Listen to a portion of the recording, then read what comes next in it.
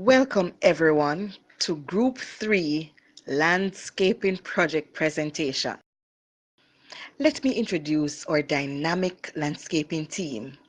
First, there is Jackie Rose, our Finance Manager, Aline Watkins, our HR Manager, Deshane Reed, our Operations Manager, Camille MacDonald, our Communications Manager, Kemley Clark, our Lead Contractor, and myself, Nicole Cook, as the Project Manager. So why a landscaping project? We won the bid and subsequently landed the contract to build an eco-friendly outdoor space to match the eco-friendly building that Digicel currently occupies downtown on the seafront. Hence, the project scope includes the green building must have a green landscape as its complement. Secondly, Thomas and Company, our project sponsor, is desirous of capping the top prize in the annual Green Building Industry Competition in order to gain local and international recognition. And finally, the desired plants and trees were stated to guide us in our plant selection process. For proper project planning, we developed a work breakdown structure which slices our project in 4 pieces. Firstly, project management, which includes project charter, plan, and schedule. Then, technical designs. This is where all our blueprints will be passed and soil testing done. Then, our exciting phase, the construction phase. And lastly, the soil preparation segment, whereby the desired trees and plants will be positioned, as well as outdoor furniture installations. As the human resource manager, time for us is money. Hence, choosing the right staff is crucial for any project. In project management, being on schedule is very important. We have to plan, develop, and control the schedule, as well as define and sequence the activities, and also estimate the activities and resources. With landscaping, timing plays a very critical role. Now, cast your eyes to the first milestone. As presented in the graph above, milestone 1, which commenced in October 2018 and lasts throughout the month, shows the project has started, contracts are being signed, site inspections, and the approval of the landscape designs. Moving right along, you can see in milestone 2, site preparations were completed, where the soil was tested, irrigation, plumbing, and electrical installations were done, followed by milestone 3, where currently the walkway and bike/bicycle path are being constructed. Milestone 4 and 5 respectively shows when the completion of the recreational areas will be done, wherein trees and flowers will be planted to beautify the surrounding, and the installation of furniture and accessories, which will include benches, railings, etc. The project will end in May 2019, where the landscape will be handed over to Thomas and Company. However, a defect liability period of 3 months were given to ensure that everything runs smoothly, making the official end date August 2019. In construction, the company stands a chance of losing the retention money if the defect list is not incorporated during the defect liability period. Finishing touches in construction is essential as this advertises your work and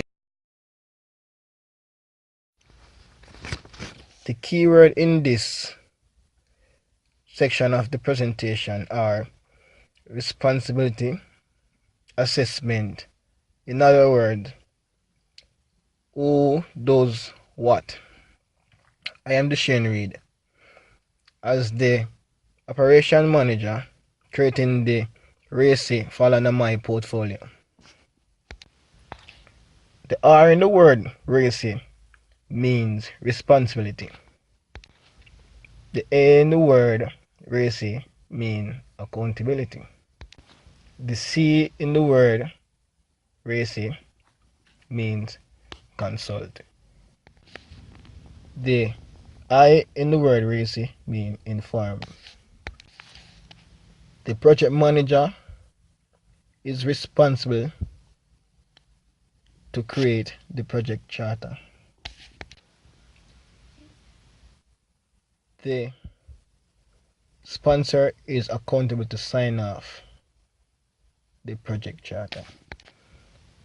The project manager is also accountable to sign off of all work that is complete by each team member. The operation manager is responsible to oversee and ensure that work from the contractors and other external worker is complete. The finance manager has to be consulted before and during work. Let's discuss a little about dynamic landscaping stakeholders. So these are people or organizations who are actively involved in or those who may merely have an interest in the project. We listed a few below and grouped them accordingly for you to see.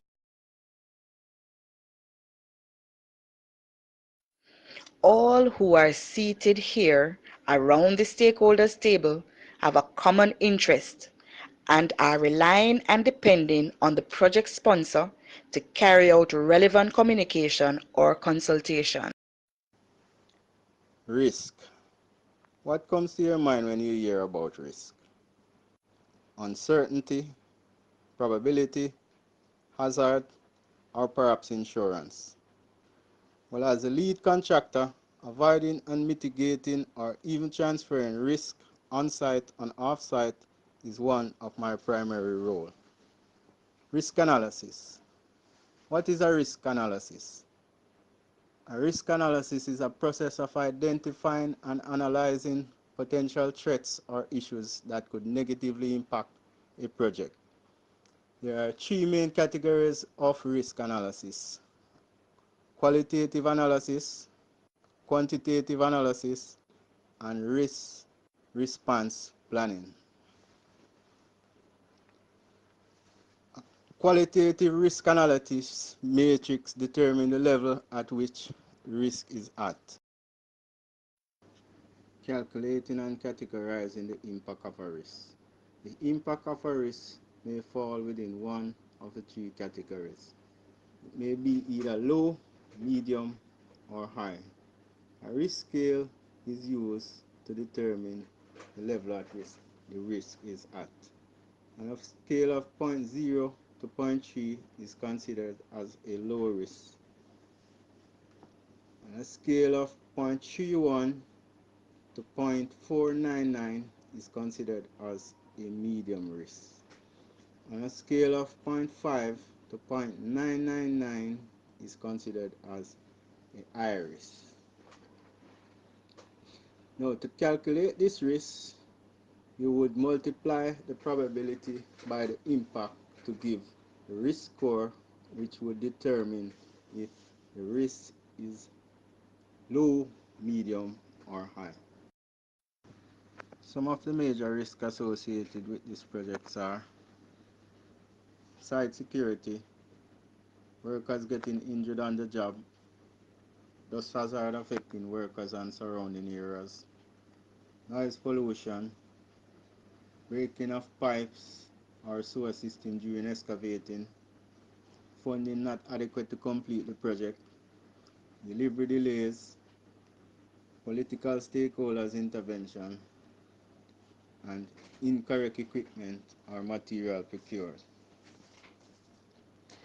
A risk register was developed by a project team to identify and categorize, rank, and plan responsive for these risks. Now, on the risk register, you would first identify the risks. Then you would multiply the probability by the impact to give a risk score. Now, the risk score would determine if the risk is either low, medium, or high. Then you would go to the response strategy. Now, response strategy. The response strategy would see if you either accept, avoid, or transfer these risks. Having the portfolio of communications manager is no easy task. Internal and external communication is encouraged throughout various meetings. Invaluably, it cuts down miscommunication and rumors. As our slide indicates, the project evaluation. Evaluating a project means performing a thorough analysis of completed goals, objectives, and activities to determine whether the project has produced planned results, delivered expected benefits, and made desired change. As a process, project evaluation takes a series of steps to identify and measure the outcomes and impacts resulted from the project completion. Each member of staff will undergo a performance management evaluation quarterly until the end of the project. A list of 15 questions is placed in a table format, and each staff will place a tick to indicate whether the project is unacceptable, acceptable, excellent, or not acceptable. Each question is based on the stages of the project. So as you can see, we're at the closing stage of the project, and the project was graded overall a great success. Our second slide on performance and management evaluation. This was done externally. A list of 6 questionnaires was prepared to get the opinion of experts on the eco-friendly environment and the solar energy. By placing one tick on the circle, you can indicate your answer. Question 1 states, how would you describe your level of awareness about eco-friendly environment? The answers are very low, low, average, high, very high, and majority states high, very high. Question 2 states, how would you describe your level of satisfaction regarding an eco-friendly environment at the waterfront? And majority states very much satisfied. Question 3, how would you express your willingness to recommend an eco-friendly environment to friends and relatives? And question 3 was neutrally willingly.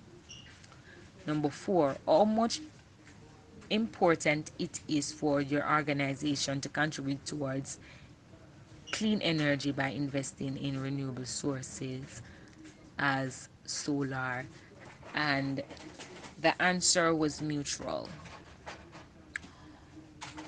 How much would you rate the quality of eco-friendly environment? And majority states excellent. Are you a member of any organization?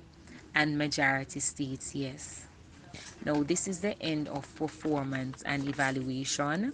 Please listen to my colleague Jackie Rose, who will be presenting on our company's budget. Thank you. As the financial manager, a key component of my portfolio is to ensure that all payments are made on time, including payments of salary, goods and services, as well as payments from Thomas & Company. As previously mentioned, we have the responsibility to embark on a project to build an eco-friendly outdoor environment on the Thomas & Company property. The budget that was agreed on was 30 million and a time allotted of 8 months. The sponsor, Thomas & Company, along with the Dynamic 7, agreed on a payment schedule where 25% of the 30 million would be paid at the beginning of every other month. However, the first deposit of 7.5 million, an amount of 1.5 million will be held as a retention and will not be paid until 3 months after the project has ended, providing there is no matter in question. Come with me and let me show you how the 30 million was allocated. For labor, including contractor, 12.5 million. Heavy equipment rental and power, 5 million. Plants, sod, topsoil and mulch, 1.5 million. Administrative and contingencies, 2 million. Construction of walkway, 5 million. Outdoor equipment, furniture, fixtures, and solar or electrical, 4 million. As you can see, we were well within budget. Thank you all for listening so keenly as we look forward to ending this project on time and on budget.